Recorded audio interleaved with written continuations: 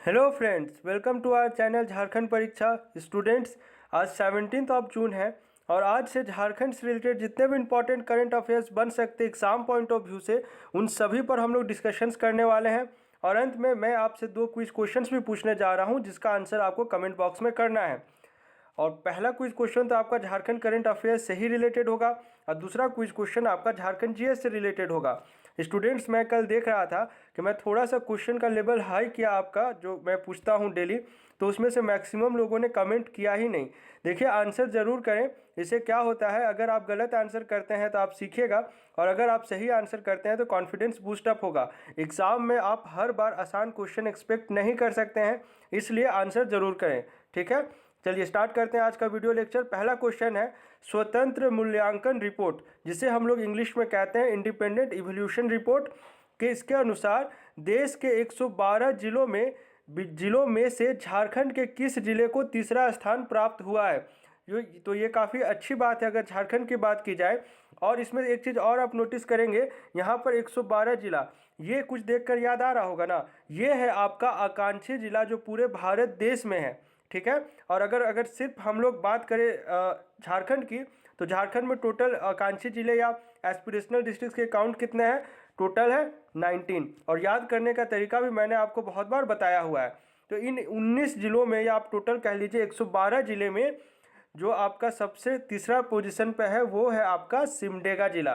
तो ये काफ़ी प्राउड की बात है। और इसमें एक चीज़ और समझेंगे आप कि आप ना बहुत जगह पे देखिएगा 112 जिला कहीं पे मिलेगा आपको, कहीं पे 115 जिला मिलेगा, और कहीं पे आपको 117 जिला मिलने जा रहा है।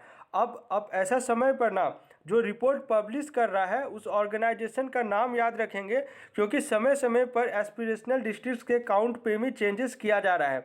तो ऐसे एकदम से याद नहीं रखना 112, 115 या 117, आप उसको रिपोर्ट के साथ जोड़ के रखेंगे। और एग्जाम में अगर डायरेक्ट काउंट ही पूछ लेगा ना आपसे, तो आप 112 के साथ चले जाएंगे, नहीं तो रिपोर्ट के साथ जोड़ के देखना है।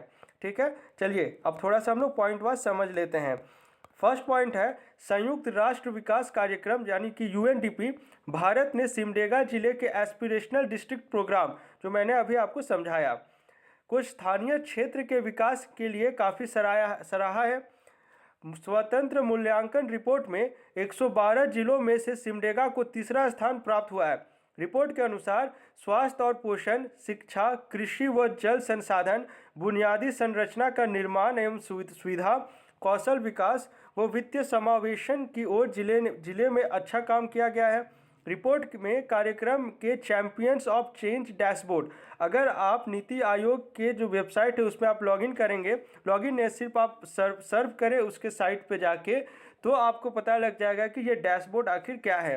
पर प्रदान की गई डेटा की रैंकिंग को भी सराहा गया है। अब थोड़ा सा ना बेसिक जान लीजिए कि एस्पिरेशनल डिस्ट्रिक्ट प्रोग्राम क्या है। देखिए, जो आकांक्षी जिलों की जो रेटिंग या रैंकिंग जारी की जाती है ना, उसे हम लोग डेल्टा रैंकिंग कहते हैं। तो एग्जाम में आप आकांक्षी जिला ना पूछ के सीधे आपसे डेल्टा रैंकिंग भी पूछ सकता है। और ये जो रहता है ना आपका, हर महीना आता है, यानी मंथली रैंकिंग्स जारी किए जाते हैं। और इसमें जो है टोटल आपका 5 कैटेगरी होता है। सबका याद रख पाना मुश्किल है, क्योंकि 12 महीना का डेटा आप कितना याद रख पाएंगे।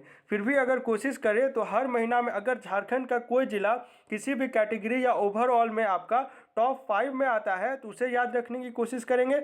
या फिर आप जो 12 महीना के बाद जो टोटल आपका फाइनल है ना, अभी अप्रैल में आएगा टोटल आपका वित्तीय वर्ष के बाद वाला, तो उसको याद रखने की कोशिश करेंगे। उसमें अगर कोई टॉप में आता है तो देखिए, लास्ट में आएगा तो ऐसा कुछ पूछने का सवाल बनता नहीं है। टॉप 5 होता है तो उसे याद रखने की कोशिश करेंगे। तो एस्पिरेशनल डिस्ट्रिक्ट प्रोग्राम जो है आपका, वो जनवरी 2018 में प्रधानमंत्री द्वारा अपने नागरिकों के जीवन स्तर को बढ़ाने और सभी के लिए समावेशी विकास सुनिश्चित करने के सरकार के प्रयास के एक हिस्से के रूप में शुरू किया गया था। जनवरी 2018, ये समय याद रखना है। चलिए सेकंड क्वेश्चन है, झारखंड में किस बीमारी को महामारी घोषित करने का निर्णय लिया गया है, यानी कि पैंडेमिक। तो इस क्वेश्चन का करेक्ट आंसर हो जाएगा option number C, black fungus. जो नेक्स्ट कैबिनेट मीटिंग होगी उसमें इसे जो है आपका एज एन पैंडेमिक घोषित कर दिया जाएगा। तो अभी तक झारखंड पहला राज्य है क्या? नहीं, झारखंड जो होगा आपका 15th हो जाएगा रैंकिंग, अगर देखे जाए पैंडेमिक घोषित करने के हिसाब से। तो यहाँ ऑप्शन में आप देख रहे होंगे कोविड-19। तो कोविड-19 जो है ना आपका पहले ही जो है आपका पैंडेमिक घोषित हो चुका है। तो लेकिन ब्लैक फंगस जो है झारखंड में अभी तक पैंडेमिक घोषित नहीं किया गया था। हो जाना चाहिए था काफ़ी पहले, लेकिन नहीं हुआ कि चूँकि अब जो है ना डेथ रेट जो है इसमें काफ़ी इंक्रीमेंट हो रहा है, तो इस कारण से इसे अब पैंडेमिक घोषित करने का निर्णय लिया गया है। और इसमें हम लोग ये भी जानेंगे, अगर हम लोग किसी बीमारी को पैंडेमिक या महामारी घोषित करते हैं तो उसमें जो है आपका राज्य सरकार या केंद्र सरकार की क्या क्या जिम्मेदारी बढ़ जाती है उस बीमारी को टैकल करने के प्रति। तो ये सब कुछ पॉइंट्स हैं जो इसमें हम लोग पढ़ने वाले हैं। जो सीएम हेमंत सोरेन के द्वारा जो फाइल है वो बढ़ा दी गई है। अब नेक्स्ट कैबिनेट मीटिंग में से आपका ऐसे पैंडेमिक घोषित कर दिया जाएगा। अब कुछ पॉइंट वाइज हम लोग समझ लेते हैं। राज्य में ब्लैक फंगस के मरीजों की संख्या में हो रही वृद्धि के मद्देनजर अब झारखंड में भी ब्लैक फंगस को महामारी घोषित किया जाएगा। अगली कैबिनेट मीटिंग में से स्वीकृति ली जाएगी। अब क्या होता है महामारी घोषित होने पर, इसे समझ लीजिए क्या क्या स्टेप्स लिए जाते हैं झारखंड के लिए, ये स्पेसिफिक पॉइंट्स है, ठीक है ना। महामारी घोषित होने पर मरीज के इलाज और उसकी दवा की जिम्मेदारी राज्य सरकार की होगी। केस, इलाज, दवा और बीमारी से होने वाली मौत का हिसाब रखना होगा। साथ ही सभी मामलों की रिपोर्ट चीफ मेडिकल ऑफिसर को देनी होगी। झारखंड में रिम्स में किया जाएगा पीड़ित मरीजों का इलाज। जिस प्रकार आपका कोविड-19 के लिए जोनल हेड कह लीजिए आपको बनाया गया था रिम्स को, उसी प्रकार से आप ब्लैक फंगस के इलाज के लिए भी जोनल हेड आपको रिम्स को बनाया जाएगा, ठीक है। चलिए, उसके बाद ICMR के गाइडलाइन का पालन करना होगा। जो आपका ICMR, ये तो अभी भी हो रहा है, ये सब आपका इंक्लूडेड हो जाएगा, ठीक है। चलिए अब आगे बढ़ते हैं। फिर किन किन राज्यों में हुआ ये तो मैंने आपको समझा दिया। 14 राज्य पहले से थे, जिसमें प्रमुखता ये था झारखंड ऐसा करने वाला 15वां राज्य है, ठीक है। चलिए अब थोड़ा सा यहाँ पे मैंने ये क्वेश्चन नंबर 3 ही है आपका एक तरह से। यहाँ पर क्या है ना, मैंने कोई क्वेश्चन फ्रेम किया नहीं है क्योंकि इसमें बहुत सारे क्वेश्चन फ्रेम हो सकते हैं। इसमें क्या एक योजना है जो आपका झारखंड में भी ये लागू हो गई है ये आपकी एक ऑर्गेनाइजेशन या कॉरपोरेशन की योजना। ये है आपका ESIC, जिसे हम लोग कहते हैं एम्प्लॉयज़ स्टेट इंश्योरेंस कॉरपोरेशन। आप में से मैक्सिमम ने इसका एग्ज़ाम भी दिया होगा, उम्मीद करते हैं। अगर नहीं दिया कोई नहीं, ये अपना हर जो रहता है ना साल भर में 1 या 2 रिक्रूटमेंट डिफरेंट पोस्ट में निकालते रहती है। तो इसमें जो है इसकी एक अपनी कोविड-19 राहत योजना है जो झारखंड में भी लागू हो रही है, ठीक है। तो इस कारण से इसके बारे में भी हम लोग पढ़ेंगे। और इसमें से ना हर पैराग्राफ से ही आप चाहे तो एक आध क्वेश्चन फ्रेम किया जा सकता है अगर पूछना वाला चाहे तो। चलिए पॉइंट वाइज समझ लेते हैं। ESIC की कोविड-19 राहत योजना के तहत मृत बीमार व्यक्तियों के आश्रितों को मासिक लाभ प्रदान किया जाएगा, यानी मंथली बेसिस पर। कोविड-19 से मृत्यु की परिस्थिति में मृतक श्रमिक के औसत वेतन यानी कि एवरेज सैलरी का 90% प्रत्येक माह मृतक श्रमिक के आश्रित परिवार के सदस्यों के बीच वितरित किया जाएगा। इसका भुगतान जो होगा बैंक खाते में डायरेक्ट किया जाएगा, यानी DBT वाला जो हम लोग पढ़ते आ रहे हैं। मृतक श्रमिक के पति या पत्नी प्रति वर्ष 120 रुपये के योगदान पर चिकित्सा देखरेख पा सकेंगे।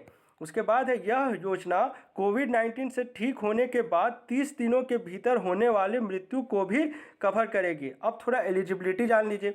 एलिजिबिलिटी है, इसका लाभ उसी कर्मचारी को मिलेगा जिसका रोग निदान की तारीख से कम 3 महीना पहले ESIC ऑनलाइन पोर्टल पर पंजीकृत किया गया हो, यानी रजिस्टर्ड किया गया हो इनका। उसके बाद है आपका राहत के लिए दवा किसी भी नज़दीकी ESIC शाखा कार्यालय के शाखा प्रबंधक के पास कोविड-19 पॉजिटिव रिपोर्ट और कर्मचारी की मृत्यु प्रमाण पत्र के साथ किया जा सकता है। इसके अलावा बीमारी हित लाभ 1 वर्ष में अधिकतम 91 दिनों के लिए लिया जा सकता है। जो मैंने आपको यहाँ पर ये वाला जो पॉइंट बताया ना, हाँ ये वाला पॉइंट ये यहाँ पर है कि 1 महीना में मैक्सिमम इतने दिनों के लिए लिया जा सकता है, ठीक है। चलिए, इस अवस्था में औसत दैनिक मजदूरी के 70% की दैनिक दर पर बीमारी हित लाभ ले सकते हैं। इसके तहत यहाँ पे ना बार ये टाइपो हो गया है, मृतक कर्मचारी के अंतिम संस्कार पर होने वाले खर्च का भुगतान किया जाता है, ठीक है। चलिए 4th क्वेश्चन, इंपॉर्टेंट क्वेश्चन, ध्यान देंगे। झारखंड में अर्जुन मुंडा के द्वारा आदिवासियों की ओर से उत्पादित वस्तुओं की बिक्री के लिए कितने केंद्रों की शुरुआत की गई है? तो ये ट्राइफेड एक ऑर्गेनाइजेशन है जो ये सब काम संभाल रहा है। और आपके central minister for tribal affairs कौन है अभी? वो है Arjun Munda. Slip of tongue हो गया था। जो central minister for tribal affairs है आपके अर्जुन मुंडा, और इन्होंने अभी हाल में ही आपका 15 जून को टोटल झारखंड के लिए 4 सेंटर्स का इनॉग्रेशन किया है, जहां पर आपके आदिवासियों के द्वारा बनाए गए उत्पादों की डायरेक्ट बिक्री हो सकेगी। तो इसमें जो है आपका 3 जो है रांची में है और 1 आपका जमशेदपुर में है। तो डिवीज़न समझ आ गया होगा, 1 आपका रांची में है, 1 आपका जमशेदपुर में है, 3 आपका रांची में है, और टोटल कितना है 4। चलिए अब हम लोग थोड़ा पॉइंट वाइज समझ लेते हैं, ठीक है। ये फोटो हो गई। भारत सरकार की ओर से 15 जून को झारखंड में आदिवासियों की ओर से उत्पादित वस्तुओं की बिक्री के लिए 4 केंद्र खोले गए हैं। ट्राइब्स इंडिया ने इन आउटलेट्स का उद्घाटन केंद्रीय जनजातीय कार्य मंत्री अर्जुन मुंडा ने दिल्ली से ऑनलाइन किया है। इनमें से 3 की स्थापना रांची में और 1 की स्थापना जमशेदपुर में की गई है।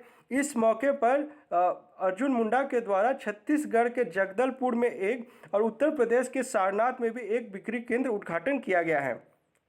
देखिए अब तो क्या है ना, हम लोग सेंटर्स के बारे में पढ़ लिए, अब थोड़ा समझिए कि इसमें क्या क्या उत्पाद है जो बिक्री किए जाएंगे और इसमें से क्या किस प्रकार से आदिवासियों को फ़ायदा पहुंचने वाला है। इन सभी पॉइंट्स पर भी हम लोग चर्चा कर लेते हैं।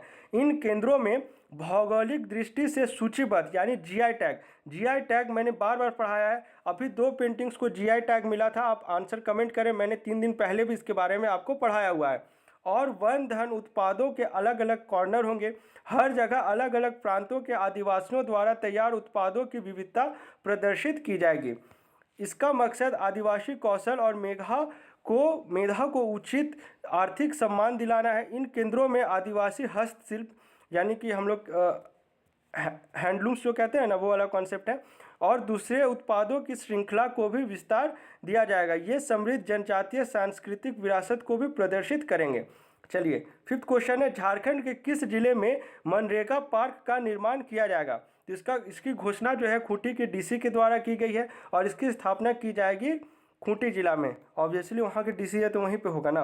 चलिए एक एक पॉइंट वाइज समझ लेते हैं। खूंटी जिला के डीसी शशि रंजन ने बीरबांकी में 25 एकड़ क्षेत्र में मनरेगा पार्क बनाने की घोषणा की है, जिससे ग्रामीणों को अपने ही खेतों में काम करके मजदूरी करोड़ों रुपए की मजदूरी मिलेगी।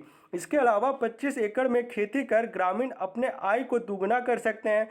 मनरेगा पार्क में तालाब, कुआं, डोभा, ट्रेंच खुदाई के साथ आम बागवानी, इमारती लकड़ियों के पेड़, सब्जी की खेती, औषधीय एवं सुगंध पौधों की खेती, बकरी, सूकर, मुर्गी, गौपालन समेत कई गतिविधियां क्रियान्वित होंगी। यह योजना जल संरक्षण के साथ साथ आय वृद्धि का भी सशक्त माध्यम होगा। जितनी ज़्यादा खेती होगी, जितना ज़्यादा फॉरेस्टेशन होगा, उतना ज़्यादा आपका वाटर कंजर्वेशन भी होता है।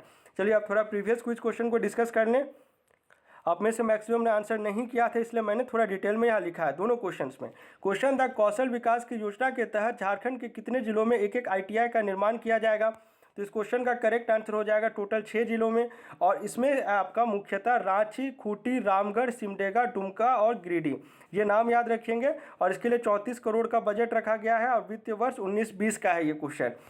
इसमें क्या है, 2020 में झारखंड सरकार ने विभिन्न उग्रवादी संगठनों के सरेंडर करने वाले उग्रवादियों को प्रत्यार्पण एवं पुनर्वास नीति, उम्मीद करते हैं ये वाला जो नीति है आप अभी तक समझ गए होंगे। अगर कोई भी डाउट है तो कमेंट करें, आपके हर कमेंट का आंसर दिया जाएगा।